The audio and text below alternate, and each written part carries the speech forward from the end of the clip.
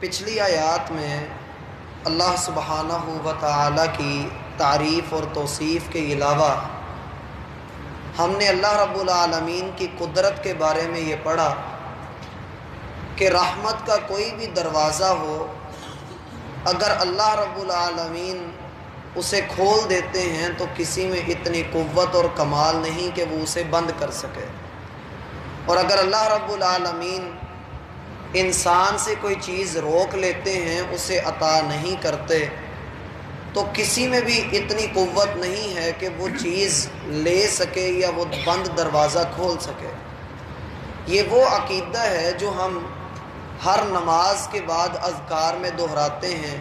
اللہم لا مانع لما اعطیت ولا معطی لما منعت۔ اے اللہ، کوئی بھی اس چیز کو روکنے والا نہیں ہے جو تو عطا کر دے، لا مانع لما اعطیت، اس چیز کو کوئی بھی نہیں روک سکتا جو تو عطا کر دے، ولا معطی لما منعت، اور کوئی بھی وہ چیز عطا نہیں کر سکتا جس چیز کو تو روک لے۔ یہ اللہ رب العالمین کی کمال صفات ہیں جن کا مقابلہ انسان کر ہی نہیں سکتا ہے۔ کجا یہ کہ انسان یہ صفات کسی اور میں مانے کہ میں نے اگر فلاں بزرگ کا، فلاں ہستی کا، اس کا حق ادا نہ کیا، اس کا چڑھاوا نہ چڑھایا تو میرے کاروبار میں نقصان ہو جائے گا، میرے اوپر مصیبتوں کے پہاڑ ٹوٹ پڑیں گے۔ کجا یہ کہ انسان ایسی بات کہے، اسے اللہ پہ توکل کرنا چاہیے کہ اگر میرے اوپر کوئی نقصان اللہ نے لکھ دیا ہے، ساری انسانیت بھی مل کر مجھے اس سے نہیں بچا سکتی، اور اگر اللہ نے میرے لیے کوئی فائدہ لکھ دیا ہے تو مجھے کوئی وہاں سے ہٹا نہیں سکتا، اللہ نے وہ چیز مجھے عطا کرنی ہی کرنی ہے۔ عربی کا بڑا مشہور مقولہ ہے، اس کا ترجمہ یہ ہے کہ آپ کا نصیب دو پہاڑوں کے درمیان بھی رکھ دیا گیا ہو تو وہ آپ کو مل کر ہی رہنا ہے، اور جو چیز آپ کے نصیب میں نہیں وہ آپ کے دو ہونٹوں کے درمیان بھی ہو تو وہ آپ کو نہیں ملنی۔ اللہ رب العالمین کے اوپر توکل کر لیجیے۔ حسن بصری رحمہ اللہ سے کسی نے پوچھا کہ آپ اتنے سکون میں کیسے رہتے ہیں؟ آپ کے چہرے سے سکون چھلکتا ہے، اطمینان نظر آتا ہے، آپ کیوں اس طرح سے رہتے ہیں؟ کس وجہ سے؟ کون سا ایسا عمل ہے جس کی بنا پر آپ بڑے سکون میں ہیں؟ کہا میں نے اس بات کو جان لیا ہے کہ اس وقت تک میری سانسیں میرے رب نے نہیں روکنی جب تک میں نے اپنا رزق پورا نہیں کر لینا، اور کوئی میرے رزق کو لے نہیں سکتا۔ مجھے اس بات پہ پورا یقین ہے کہ اللہ نے میرا رزق، میرا لقمہ مجھے ہی عطا کرنا ہے، وہ کسی اور کو نہیں دینا، کیونکہ وہ رب جو لکھ دیتا ہے وہ بدلہ نہیں کرتا، اس نے پہلے سے لکھ چھوڑا ہے۔ اب مجھے اس بات کی کوئی فکر نہیں، اس لیے لوگوں کے پاس جو کچھ موجود ہے میں اس کی طرف نظر نہیں دوڑاتا، میں اس کو دیکھتا ہوں جو رب نے میرے لیے نازل کی ہے۔ وہی چیز آگے اللہ رب العالمین فرما رہے ہیں، یا ایھا الناس، اے لوگو،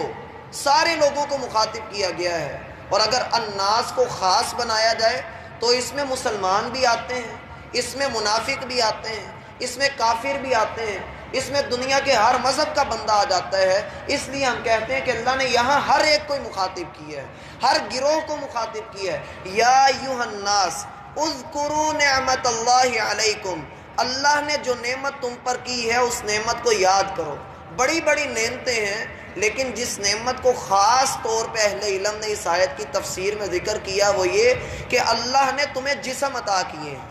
اور یہ کسی بھی اور ہستی کو لائق نہیں ہے، نہ ہی اس کے اندر اتنی پاور ہے کہ وہ کسی کا کوئی جسم بنا سکے۔ اللہ رب العالمین نے تو واضح طور پہ سورۃ الحج میں فرمایا ہے کہ جن لوگوں کو تم اللہ کے سوا پکارتے ہو وہ تو ایک مکھی بھی پیدا نہیں کر سکتے۔ انسان کی اصل پہچان تو اس کے نام اور اس کے جسم کے ساتھ ہی ہے، اگر اس کا جسم نہ ہوتا تو انسان بھی نہیں تھا۔ اللہ رب العالمین نے اس کو مٹی کا جسم دیا، اور اس مٹی کے جسم کے اندر اللہ رب العالمین نے آسمان سے بھیجی ہوئی روح انسٹال کر دی۔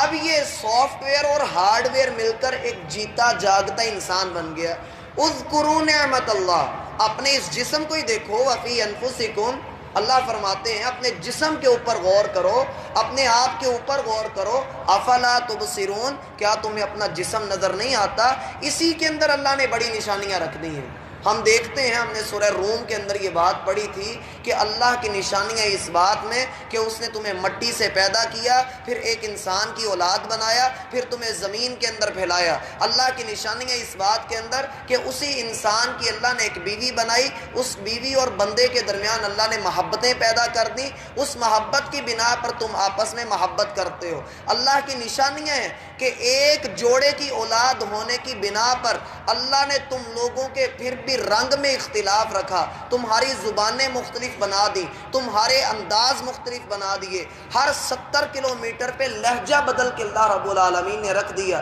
اور اللہ کی نشانی اس بات کے اندر بھی ہے کہ آسمان کا کھڑا رہنا، آسمان کا پانی برسانا، اللہ کی نشانی اس بات میں بھی ہے کہ بجلی کا کڑکنا، اللہ کی نشانی اس بات میں بھی ہے کہ زمین سے پودوں کا اگ آنا۔ یہ ساری نشانیاں موجود ہیں، لیکن اگر انسان ان کو نہیں بھی دیکھتا تو کم از کم اپنے آپ کو تو روزانہ آئینے میں دیکھتا ہی ہے۔ اذکروا نعمت اللہ علیکم، تو اللہ کی اس نعمت کو دیکھ کہ جس رب نے تجھے جیتا جاگتا انسان بنایا، سجا کر سنوار کر پورا جسم بنا کر تیرے لیے تجھے کھڑا کر دیا، اب تو اپنے آپ کو دیکھ کر اپنی شکل پر، اپنی صورت پر فخر کرتا ہے، تو اپنے حسن پر نازاں ہے۔ یہ اللہ کا عطا کردہ حسن ہے۔ اگر وہ رب تجھے جسم ہی عطا نہ کرتا، یا جسم دیا ہے تو کوئی ایک آدھ چیز کم بنا دیتا، یا صحیح جسم عطا کر کے تیری عقل سلب کر لیتا، تجھے آدھی عقل دے دیتا، تیرے ذہن کو پیچھے لے جاتا، تجھے چھوٹا بنا دیتا، کون تھا جو تجھے یہ چیزیں عطا کرتا؟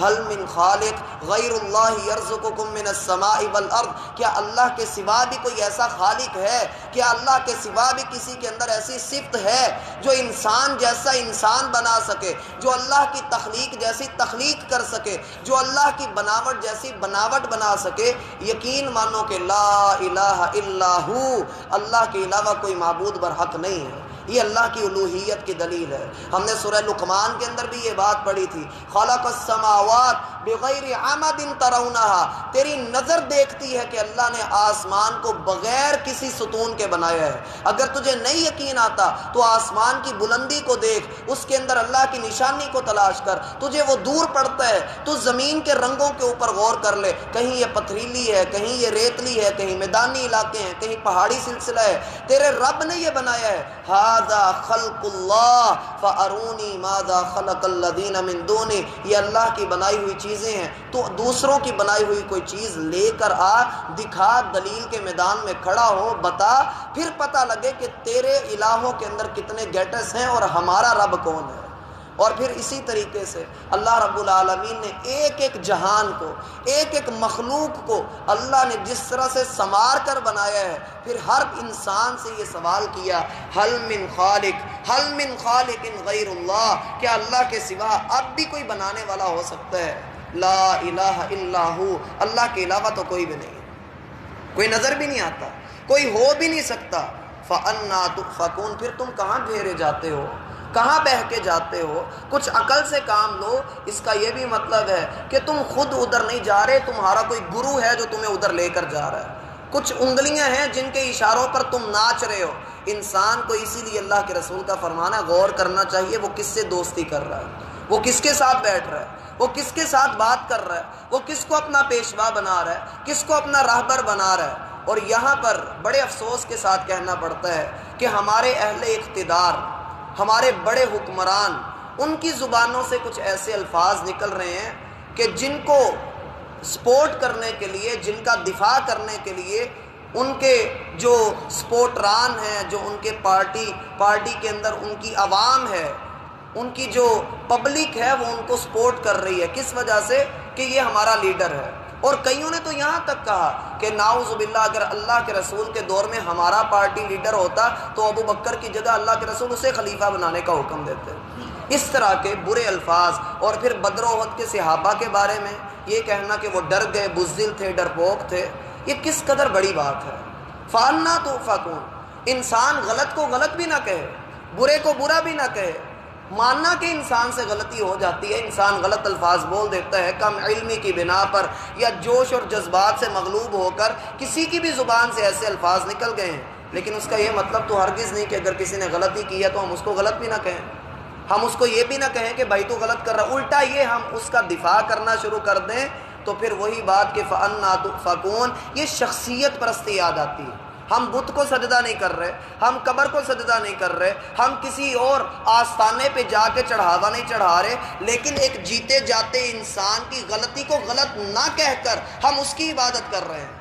ہم شخصیت پرستی میں مبتلا ہو رہے ہیں۔ کسی کو کوئی ایکٹر پسند ہے، کسی کو کوئی فٹ بالر پسند ہے، کوئی پلیئر پسند ہے، اور کسی کو سیاسی طور پہ اپنا کوئی لیڈر پسند ہے، اور وہ اس کی غلط بات کو بھی عبادت کا رنگ دے کر اور اس کو دین کا رنگ دے کر، مذہب کا نام دے کر، یا مذہب والوں پر اس کے کیے ہوئے اعتراض کو دفاع کر کے اس کا دفاع کرتا ہے، تو اللہ کا فرمان ہے فَمَن يَعْمَلْ مِثْقَالَ ذَرَّةٍ شَرًّا يَرَهُ، جس نے چھوٹی سی بھی برائی کی، اور اہل علم نے کہا کہ چھوٹی سی بھی برائی کا دفاع بھی کیا، وہ اس کا وبال کل قیامت کے دن دیکھ لے گا۔ وَإِن يُكَذِّبُوكَ، اگر وہ اب بھی آپ کو جھٹلاتے ہیں تو فَقَدْ كُذِّبَتْ رُسُلٌ مِّن قَبْلِكَ، تو اے محمد صلی اللہ علیہ وسلم آپ سے پہلے بھی کتنے رسولوں کو جھٹلایا گیا، لیکن وہ صبر کرتے رہے۔ وَإِلَى اللَّهِ تُرْجَعُ الْأُمُورُ، انجام کے اعتبار سے سب نے اللہ کے پاس پیش ہونا ہے، ان کو بھی پتہ لگ جائے گا